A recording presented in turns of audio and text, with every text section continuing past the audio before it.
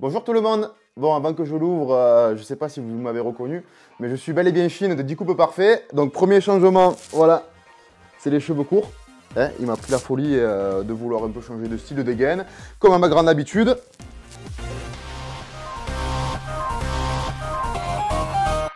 Hello Chine, Hello. comment vas-tu? Ça va et toi? En Bah forme oui, écoute, t'es en train de me donner la pêche, tu me mets au taquet, t'as une voix qui porte, ça fait Ouais, plaisir. j'arrive à la transmettre, ça vient du fond du cœur, c'est Ah pour bah ça. oui, mais je serai pas le seul comme ça. Écoute, ça fait plaisir de pouvoir parler de 10 couples parfaits, ça fait plaisir de te recevoir. C'est arrivé plus vite que prévu, hein? C'est un plaisir partagé. Écoute, je suis content d'être là aussi rapidement. D'ailleurs, je ne m'attendais pas du tout et ça fait plaisir de pouvoir échanger et polémiquer là-dessus. Bon bah on va polémiquer. Ouais, carrément. Ah oui, carrément, d'accord. Alors vous êtes au courant, vous êtes informés, on va polémiquer. Mais juste avant, on va quand même un peu papoter. Allez, Je veux qu'on fasse connaissance, Chine. Discutons tranquillement. Mais oui, papotons. Dis-moi qui tu es, dis-nous qui tu es, d'où tu viens. Est-ce que Chine c'est ton vrai prénom? Quelle est l'étymologie de ton prénom? D'où ça vient? On veut tout savoir. Ouais, c'est vrai que c'est un peu vague ça. Quand on arrive, on me voit, je suis Chine, 27 ans, le Marseillais, là, complètement différent de tout le monde dans cette aventure. Qu'est-ce qu'il fait là? Et qui il est? C'est vrai. Ben écoute, moi je suis Chine, j'ai 27 ans. Je suis originaire donc de Marseille, mais j'habite à Paris maintenant depuis 3 ans. Chine, c'est pas mon vrai prénom c'est Christophe, mais comme on a bien pu le voir lors de la première activité entre les garçons et les filles, où on voit des portraits de nous étant bébés, on peut voir que j'étais très asiatique et très bridé étant jeune. Ça a changé malheureusement en grandissant, hein. Mais du coup, mon surnom me vient de ma plus tendre enfance et c'est resté... Mon surnom est resté, on va dire, a quasiment pris le dessus sur mon prénom. Donc quand je me présente, c'est je suis Chine. Je m'appelle Christophe, mais je suis Chine. C'est la personne que je suis. Parce que tu as des origines asiatiques? Ouais, je suis d'origine vietnamienne. Ma grand-mère est née au Vietnam, pour le coup. Comment on dit, c'est carteron. Carteron, c'est ça. Je suis Carteron. carteron d'origine. Un quart de sang vietnamien. D'accord. Et donc c'est pour ça parce que petit, ton surnom c'était Chine à C'est l'école. ça. Petit, c'était Chine. Surtout dans mon village, à Plan de Cul, comme mon oncle criait à la piscine. Oh, Chine, viens là. Et du C'est coup, quoi le nom du village? Plan de Cuc. C'est d'accord. les premiers villages qu'il y a autour de Marseille. Donc un jour, mon oncle a lancé « Oh Chine, viens là !» à la piscine de Plan de Cuc. Donc c'est la piscine municipale et c'est resté dans les mœurs et c'est resté dans... Je tiens à préciser que je ne me moque pas du nom du village. C'est simplement que c'est la première fois que je l'entends. Je l'entends, ouais. Et sur le coup, j'ai cru que j'avais mal compris. Ouais, beaucoup de monde pense qu'ils le comprennent mal. Du coup, c'est pour ça que je parle bien fort et j'articule bien. C'est quoi le nom du village? Plan de Cuc. Plan de Cuc. Ouais. Ils s'appellent comment les gens qui habitent à Plan de Cuc? Plan de Cuc, quoi. Les plans de Cuc, quoi, pardon. Les plans de Cuc, quoi. D'accord. Ouais, Ok. vous dire les Marseillais, c'est pareil. Hein, Oui, bon, on peut dire les Ça fait Marseillais. Alors, on va partie, dire les Marseillais dans ce cas.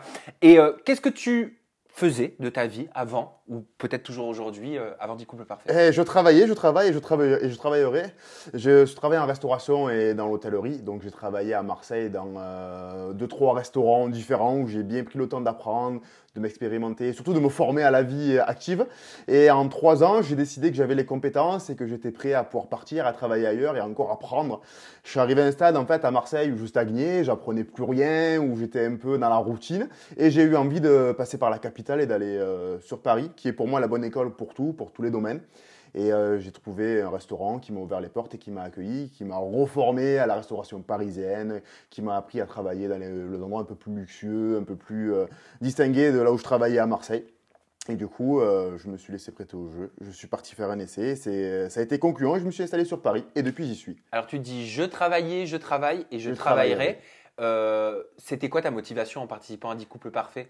Alors, c'était pareil. Pour moi, la motivation, vraiment, c'est l'argent. Et c'était surtout pour moi une condition de saison. Je savais qu'on partait dans un temps donné, qu'on avait tant à gagner et qu'il fallait travailler ou vivre et faire les choses correctement pour y arriver. Savoir que, notamment, c'est un jeu à la base et un jeu avec une grosse somme d'argent à la clé. Du coup, pour moi, c'était carrément un travail. Et je suis parti en condition de saison, battant, et il fallait que j'aille tête baissée. Bah oui, mais si tu as du succès en tant que candidat de télé-réalité, tu vas certainement arrêter tout ce que tu fais pour te lancer tête baissée dans cette nouvelle vocation. Alors, je compte utiliser les deux. On va dire, je vais peut-être utiliser la notoriété, la communication, et si je réussis dans la télé-réalité, dans 10 couples parfaits, pour pouvoir adapter l'autre à la restauration, mais je ne pourrai jamais quitter la restauration uniquement pour la télé, parce que c'est une passion avant tout. Travailler dans la bouffe et le vin, c'est quelque chose qui me plaît, que je partage. J'arrive vraiment à transmettre mon énergie et la bonne humeur et la joie aux clients, et je ne me vois pas sortir de ce milieu-là. Je me vois grimper, évoluer, me diversifier, mais quitter la restauration et l'hôtellerie, je l'envisage pas parce que c'est ma passion. et que je suis content au quotidien, je suis content d'aller sur mon lieu de travail, donc il n'y a pas de raison que j'arrête pour l'instant. Je pense qu'on peut faire les deux en même temps. Et tu regardais la télé-réalité un peu? Je regardais pas spécialement parce que j'ai beaucoup travaillé dans ma vie et le peu de temps que j'avais de temps de repos, j'ai toujours préféré m'aérer et passer ma vie en dehors. Je regarde la télé depuis peu forcément et je commence à beaucoup m'y intéresser. Et avant, je ne prenais pas le temps de regarder la télé. J'étais vraiment quelqu'un qui était toujours en train d'activité, en train de bouger. Et du coup, c'est peut-être des torts, mais je m'y suis mis. Bon, avant qu'on parle des candidats, avant qu'on parle de tes rapports avec les filles, avant qu'on parle de ce qui a pu être dit sur toi et que tu réagisses surtout, Chine, je veux qu'on parle de ton changement de look. Qu'est-ce qui t'a motivé à te couper la barbe, à te couper les cheveux? Alors, à savoir que je suis quelqu'un qui aime bien changer de look, de style et de genre, pas tous les 6 mois, mais assez, on va dire, régulièrement, parce que je me lasse vite des choses. On a le pouvoir, dans les années 2000, on a le pouvoir de pouvoir justement changer notre look, notre dégaine, de pas pouvoir se ressembler à tout le monde. Et du coup, je tenais vraiment à changer de temps en temps de look, de style, de dégaine. Ça me fait kiffer, tout simplement. C'est un kiff. Et j'aime bien aussi voir les gens qui me reconnaissent pas. Dans mes grands débuts, j'avais pas les cheveux longs, j'avais une barbe très longue, j'avais les cheveux très courts. Les gens m'assimilaient à un certain personnage, à une personne, et quand je me suis rasé la barbe, j'ai laissé pousser les cheveux, ils me reconnaissaient pas. À qui? À qui? Non, en fait, ils m'assimilaient à un personnage dans le sens où j'avais une grande barbe. Bah, c'est le barbu, on va voir le serveur barbu. Ils assimilaient toujours quelque chose, un mot, un adjectif à la personne. Et quand on se crée dans la restauration, le but c'est de faire un peu comme à la télé-réalité, de faire un maximum de contacts, de se faire connaître. Et je voulais trouver quelque chose que les gens au premier regard ne puissent jamais m'oublier en restauration. C'est très important en fait comme point de repère. Donc j'avais laissé pousser la barbe longue, après j'ai laissé pousser les cheveux, après c'est les tatouages, et je me suis pris dans mon propre jeu avec la dégaine et être un peu extravagant, on va dire. Et t'as pas peur de devenir commun? Plus commun? Commun? Oui et non, parce que la mentalité reste la même, la bouche ne change pas, la tchatche aussi, donc du coup on sera toujours différent à notre manière, mais commun, je pense que je serai jamais commun, je pense que je serai plutôt toujours authentique à mon avis. Et est-ce que tu penses que c'est ton look qui a séduit les casteurs de 10 couples parfaits saison 3? Et je pense que mon look y est pour beaucoup, que ce soit le look pardon, et même le personnage en lui-même, Chine, le Marseillais bon vivant, c'est quand même un stéréotype assez plaisant, donc je pense que c'est plutôt un tout et c'est pas uniquement le look, mais c'est à quand même beaucoup joué. Est-ce que ton état d'esprit correspond à ton apparence dans 10 couples parfaits? Oui, oui et non. Il y a deux parties état d'esprit. Il y a le côté, on va dire, Chine, bon vivant et vie privée, dans le sens où c'est quelqu'un de détente, qui aime la vie, qui aime se régaler, qui aime rire et qui aime ne pas se prendre la tête. Et le côté professionnel, parce qu'on allait dans un jeu. Donc du coup, c'était quand même, quand je rentre dans un endroit, je signe un contrat, on attend quelque chose de moi. Donc il faut que je sois bon, il faut que je garde quand même ma tête sur les épaules, que je sois sensé et que je sois assez professionnel. Donc j'avais deux personnes en moi dans cette aventure. Mais le côté professionnels et bons vivants, ils étaient 50-50, on va dire, dans cette aventure. Tu as dit, je sais, je ne suis pas beau, mais je suis rigolo. Ça, c'était dans ta présentation. Ben, c'est encore une connerie comme ma plus grande habitude, on va dire. C'est une boutade. Dans le sens, quand je rentre, que je vois qu'il y en a un... bon, allez, on va citer les personnes. Je me souviendrai toujours quand je rentre pour faire les castings, enfin, quand on rencontre les garçons, je vois Antoine et Stéphane. Les gars, ils sont parfaits, rien à dire, ils sont beaux. Ok, je vois un deuxième, je vois Enzo arriver, qui est encore plus costaud que les autres, qui arrive et qu'on voit, on dirait un Ken, il est magnifique. Là, je vois Thomas, il est encore plus costaud que tous les costauds. Je me dis, ok, j'arrive avec un peu handicap, je vais devoir tout miser sur la dégaine, sur la rigolade, sur la connerie et être moi-même. Un handicap ou un avantage pour ta part? Pour mon coup, quand je vois tous les garçons au premier abord, c'est un handicap, un gros handicap. Mais après, je me connais, je savais très bien qu'il y avait des garçons bodybuildés beaucoup plus beaux que moi, donc je suis allé à fond. Et ma mentalité est un avantage. Mais pour le coup, je commence avec un handicap. Quand on se rencontre, les garçons et les filles, on regarde que le physique au premier abord. Donc oui, j'ai un handicap. Pardon, mais du coup, pour le coup, pas beau, mais rigolo. Donc je sais très bien que j'étais pas beau par rapport à ces garçons-là, parce qu'ils étaient tous beaux, tous costauds, tous bien foutus, mais rigolo. J'espérais pouvoir faire, on va dire, pencher la balance en jouant sur ça. Il y a un style, enfin, faut avoir un style, faut avoir un look, faut avoir un corps pour faire de la télé-réalité? Non, parce que la preuve en image, j'ai réussi à la faire et que je suis celui qui est le moins bien foutu de la télé pour l'instant, je pense, et de beaucoup d'aventures d'ailleurs. Mais si on n'a pas le physique, autant avoir le mental, le caractère et on va dire les épaules pour. Hein. On va parler des filles. Qui t'a plu le plus au premier regard? Les gonzesses. Premier regard, j'ai deux yeux du coup, mes deux yeux sont posés sur deux filles différentes, Inès et Marine. Inès, c'est mon stéréotype, on va dire. Elle est arrivée un peu tous de strass et de paillettes, mais sans dépasser les limites de la grande robe de soirée. Elle avait une tenue, salopette qui était très belle. La couleur de peau, les cheveux pleins de vivants, elle était très jolie. Et ensuite, Marine, puisque dès qu'elle a ouvert, j'ai entendu le sud-ouest, je savais qu'on allait avoir même mentalité. Elle a cité le mot qu'il fallait, bon vivant.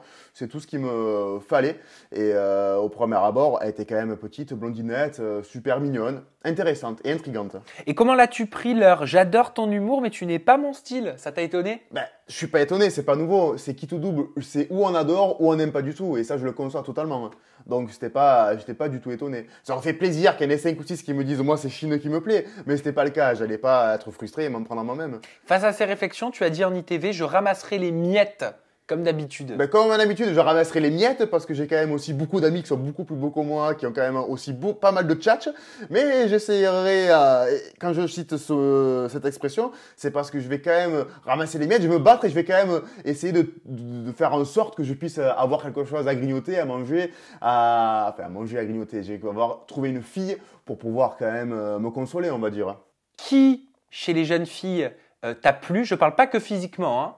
Et avec qui ça ne pouvait pas passer?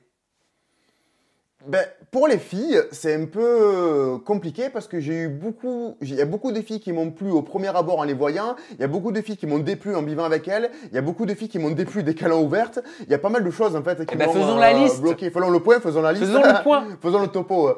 Alors, qui t'a plu comme ça au premier abord avant qu'elle parle? Au premier abord avant qu'elle parle, Laurine. Comme beaucoup de personnes. Elle est très jolie, quand on la voit arriver, elle est élégante, elle est classe, elle est simple, elle n'est pas non plus très tape à l'œil, elle est assez discrète. Au premier abord, c'est Laurine qui m'a plu le plus et envers qui j'ai porté le regard en fait. Ok, et Laurine au deuxième abord? Non, c'était Laurine la première. Oui, mais au deuxième abord, ça donne quoi, Laurine? Ah, au deuxième abord, Laurine, pardon. Au deuxième abord, Laurine, dès qu'elle l'ouvre, je suis désolé. Connasse, je peux le dire, ou c'est... C'est dans le dictionnaire. Hein. C'est dans le dictionnaire, ok. Au deuxième abord, Laurine, du coup, quand elle l'ouvre, je suis désolé, mais elle fait vraiment connasse de première, super antipathique, pas très souriante, c'est limite hautaine, donc franchement, next direct, et ça n'a pas duré, ça n'a pas pris plus de quelques heures pour le savoir, ça. Oui, donc au final, tu n'as pas eu des bons rapports avec Laurine. Ah non, dans la même journée, je savais très bien qu'elle était jolie, qu'elle était inintéressante, c'était une connasse de première, allez... Et tes impressions, tes intuitions, est-ce qu'elles étaient les bonnes les jours après, les semaines après? Alors, je suis quelqu'un qui observe, qui est très attentif et qui cerne bien les gens. Du coup, c'est pour ça que dans les débuts de l'aventure, on ne voit pas trop que je suis bien en analyse, en train de prendre mes marques, mes repères. Et j'ai bien cerné tous les personnages. Je me suis trompé sur peu de personnes, on va dire. Sur qui tu t'es pas trompé? Sur qui je me suis pas trompé, Inès, qui était jolie et qui était pleine de joie de vivre. Son caractère est à la même hauteur, il est plein de tonus, elle est très quand même caractérière, elle a du tempérament, donc je m'étais pas trompé. Marine, elle a été bon vivant au début, elle a été bon vivant jusqu'à la fin. Perpi, c'est le sang, c'est une fille que j'apprécie énormément, elle a pas changé et je suis content que des personnes ont réussi à garder leur ligne de conduite. Sur qui je me suis trompé énormément, c'est Thomas, qui au premier abord fait super bodybuildé, fait super strict, il a l'air super énervé, il arrive, il est comme ça, qui est finalement pas un gros bébé, mais qui est quelqu'un de très attentionné, attentif et qui est très affectif et amical. Donc je me suis trompé à son sujet, mais dans le bon sens du terme, on va dire. Et voilà. Bon, donc à part Laurine, pour qui tu as, on peut dire une amertume? Ouais, une amertume. Non, une amertume, ça serait porter de l'intérêt et avoir un peu de la rancœur, alors que je m'en bats complètement les couilles. C'est juste mon point de vue et comment j'ai cerné le personnage. Je m'étais pas trompé en fin de compte.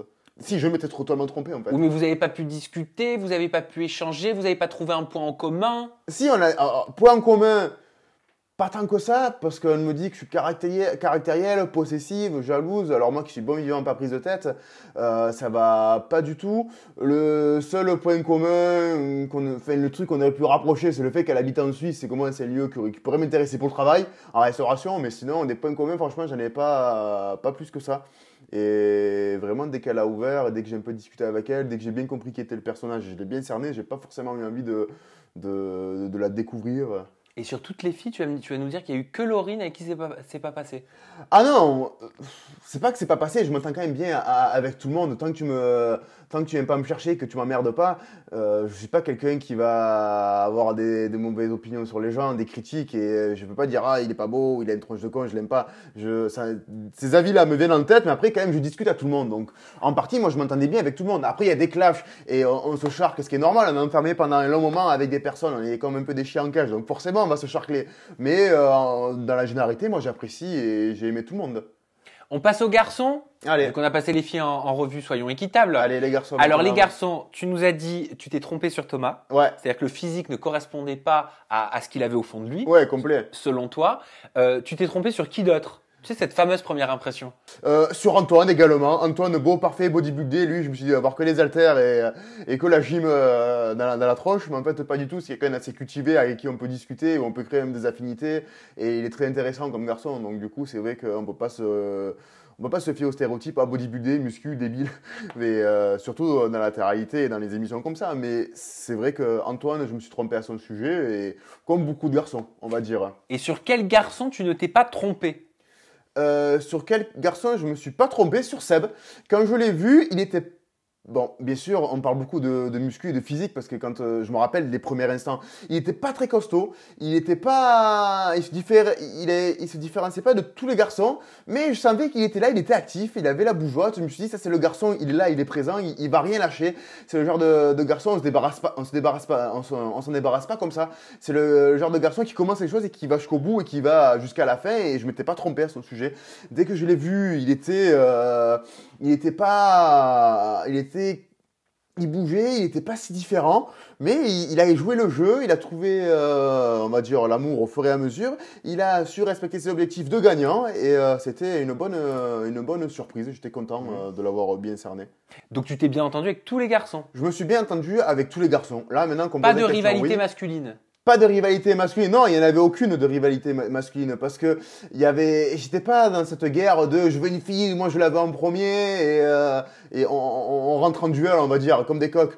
Donc il n'y a pas eu de rivalité avec les garçons. Moi je suis rentré, j'ai fait ma live, j'ai essayé de trouver, de chercher une meuf, j'ai pas touché canette, donc c'est la vie. Et qu'est-ce que tu veux faire? C'est quoi ton type de fille? Oublie celle de 10 couples parfaits. Eh Varions ouais. un petit peu. Alors moi, le stéréotype de fille parfaite, c'est quelqu'un qui serait capable de me ressembler. Dans le sens très extravagant, mais qui a la tête sur les épaules, sensé, qui a une ligne de conduite. J'aime beaucoup les filles un peu différentes, mais belles au naturel. Donc j'ai beaucoup de contradictions. Je peux autant aimer les filles cheveux courts, rasés, percés et très extravagantes, comme la fille super naturelle, super simple, mais qui va avoir un caractère et une mentalité un peu différente de tout le monde. Donc j'ai pas de stéréotype de fille, c'est vraiment la personne, le moment présent, le feeling, quelque chose qui se passe. Et t'as pu trouver ton compte dans 10 couples quand Mais t'as découvert le casting pour la première fois? Quand j'ai découvert le casting pour la première fois, je pensais que j'avais le choix, je pensais que j'allais pouvoir trouver peut-être l'amour et avoir des affinités avec pas mal de filles, c'était pas le cas, donc malheureusement c'est la vie, ça s'arrête pas là. J'ai quand même continué mes recherches en dehors de l'aventure et essayé de trouver des filles et l'amour. Hein. Et alors? Ben alors, pour l'instant, j'en suis au même point. Des aventures à droite, à gauche, par-ci, par-là, pas beau mais rigolo, toujours là. Mais je les vis bien. Ça aide la télé? Ça aide la télé. Ben écoute, ça aide. Les groupies, c'est pas non plus intéressant. Et pour moi, j'aurais beau avoir un gros fan club, je me vois pas choisir là-dedans, je veux elle. C'est plutôt vraiment le feeling. Donc ça m'aide pas pour l'instant. On verra à l'avenir. Hein, mais surtout que tu les aimes plus âgés. Hein, ouais, je les aime plus âgés. Donc je sais pas si elles sont sur Instagram, mais c'est vrai que j'aime. Oh si. Oui, elles sont sur Instagram. Et ouais. Quand je parle de femmes plus âgées, 30-40 ans, c'est parce que les filles de mon âge, je m'ennuie en fait. C'est pas que je suis super mature ou quoi. Après, c'est vrai que l'expérience de vie, je vis seul depuis longtemps. J'ai eu mon appartement très jeune, je travaille depuis un long moment. C'est vrai que je vois la vie autrement. Et les filles de mon âge, je m'ennuie un peu. J'ai toujours connu les filles de mon âge en soirée par rapport à mon travail et je m'en lasse. Et du coup, c'est vrai que les filles de 30-40 ans sont beaucoup plus intéressantes. Je ne me verrais pas faire ma vie avec une fille de 30-40 ans qui est beaucoup plus vieille que moi, mais après, on ne sait pas la vie. Tant demain, on tombe sur une certaine dame, j'ai le coup de foudre. À voir. Je t'ai demandé si la télé, ça a aidé pour les relations amoureuses aujourd'hui, mais est-ce que c'est pas plutôt l'humour, toi, qui t'aide? Oui, c'est plutôt l'humour. Moi, c'est l'humour, ma tchatche, ma joie, ma bonne humeur. Enfin, c'est plus ces choses-là que la télé-réalité en elle-même. Et puis, je compte pas dessus. ça serait vraiment un peu tiré par les cheveux et un peu tordu d'aller exprès ou de pouvoir, on va dire, tirer profit de la télé-réalité pour des affaires personnelles telles que l'amour. Genre, oh putain, ça y est, je suis célèbre, je peux enfin avoir des conquêtes. Non, pas du tout. C'est pas ma mentalité. Ça peut me servir sur différents points pour ouvrir un restaurant ou pour les raisons professionnelles, c'est une chose, mais pas à des fins privées telles que l'amour. T'as toujours eu ce trait de caractère? T'as toujours géré ta vie avec humour? J'ai toujours géré ma vie avec humour.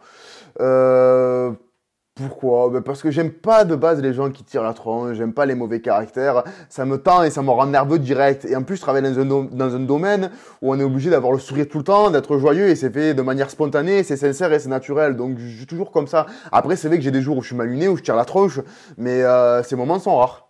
Pourquoi t'as participé à 10 couples parfaits? Non mais concrètement. Parce que pour moi, t'as pas le profil.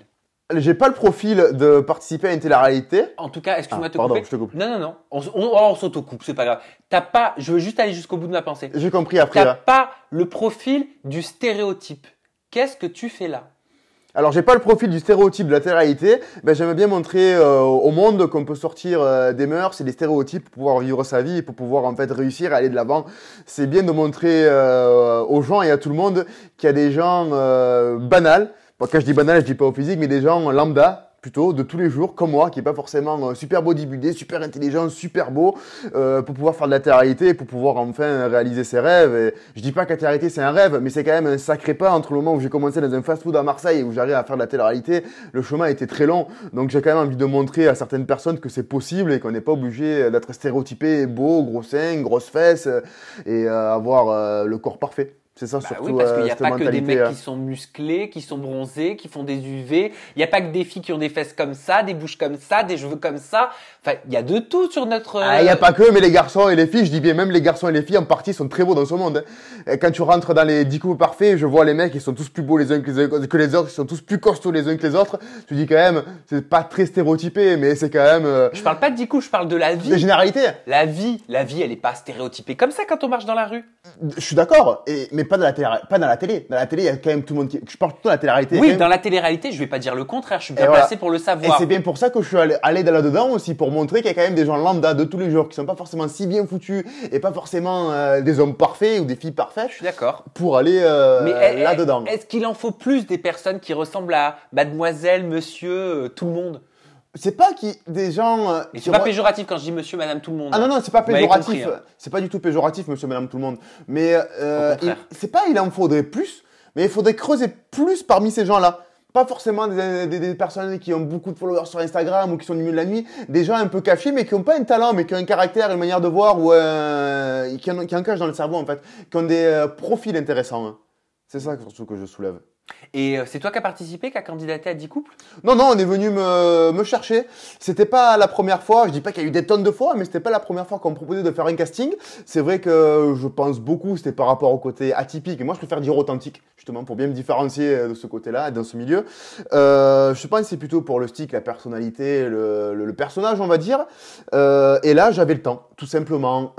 Auparavant, je refusais parce que j'étais très préoccupé dans mon travail, par apprendre, par l'expérience. Et là, j'arrivais dans une phase où le tournage, j'avais le temps et j'avais rien prévu. Je me suis dit, allez, je vais le faire. Ça peut être une belle expérience de vie. Je pense que ça peut être une belle expérience humaine et ça peut être aussi intéressant pour ma carrière professionnelle. Qui t'avait contacté avant? Alors, la première fois, c'est une casteuse des Princes de l'amour qui m'a contacté en tant que profil atypique. Et quand on m'a dit, viens passer le casting... et c'est ça aussi. Pardon, excuse-moi, je te recoupe. Vas-y, finis, je dis après. Excusez-moi. Donc, moi, c'est une casteuse moi, c'est une casteuse des Princes... Ah, t'étais pas obligé de tout reprendre, tu pouvais reprendre où t'en étais. Donc, lorsqu'on m'a... Et ouais, mais je sais plus. Vas-y, j'ai perdu l'habitude. Je suis un semi-pro. Je suis pas un amateur, je suis pas un professionnel. J'aurais pas dû couper, Milek. Ah non, c'est pas grave, t'inquiète pas. Vas-y. J'arrive à reprendre mes mots au même moment. Non, mais là, on n'est plus en interview chez 10 couples parfaits, tu sais, où tu dois expliquer ta journée, machin. Eh ouais, complet aussi. Moi, ça me rend complètement fou, là. C'est l'habitude. T'imagines? C'est l'habitude entre ça. Donc, c'était pour les Princes de l'amour, pour le profil atypique.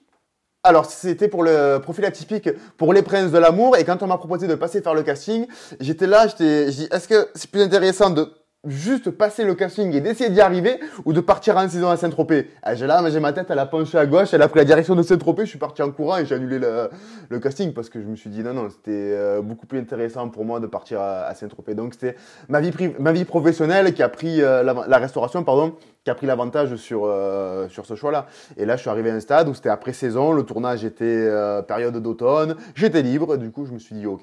Voilà, moi, ce que je voulais simplement dire, et je t'ai coupé pour ça, et tout le monde va me dire que c'est nul, mais c'est pas grave, c'est ça me choque quand tu dis, pourtant je devrais avoir l'habitude, mais quand tu dis on m'a casté pour le profil atypique des princes de l'amour.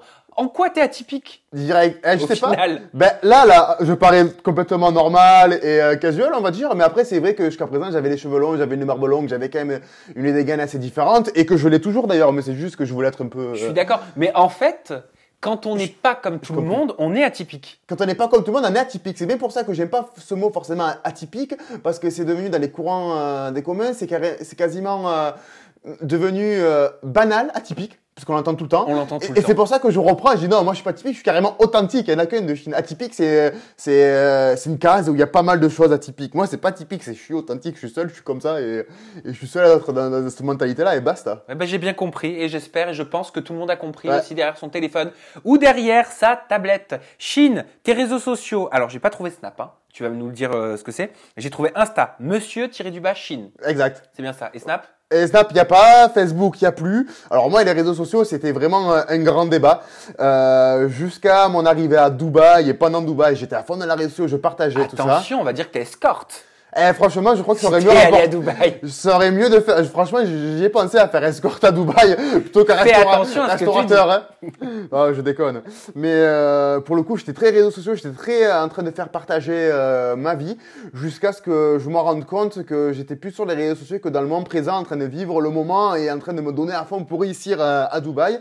Et j'ai pris un peu de recul et j'ai un peu arrêté parce que je suis arrivé au stade où je mangeais comme ça, j'étais comme ça et ça me gonflait un peu et j'ai décidé de faire un break et de me consacrer à ma vie, donc à ma vie sur le moment présent. Donc j'ai fait moitié de temps, je suis resté un an là-bas, donc les 6 mois j'ai fait réseaux sociaux, 6 mois sans rien, et je me suis consacré à ma vie privée. Après j'ai eu quand même beaucoup de soucis, de problèmes, des hauts, des bas comme tout le monde, et du coup j'ai un peu sucré les réseaux sociaux, mais du coup que maintenant j'ai fait ça, je suis obligé de revenir en forme et je suis obligé un peu Eh de oui, raconter ma écoutez, life. il y a qu'un seul compte. Alors, c'est sur Instagram et c'est monsieur-du-bas Chine. Vous avez la barre de commentaires qui est là, juste en dessous. Vous avez le bouton pour vous abonner qui est là, juste au-dessus. Chine, merci pour toutes tes confidences. T'as vu, il fait un peu chaud. Hein, Ah, il fait avec chaud, je ces suis lumières, bouillant, hein. moi, j'ai l'impression Oh d'être à là là Marseille, là je te jure. là. Allez, nous, on va ouvrir les fenêtres On est et à on se Marseille. retrouve très bientôt, dès demain, très certainement, avec une nouvelle personnalité en toute intimité. Gros bisous, bye bye.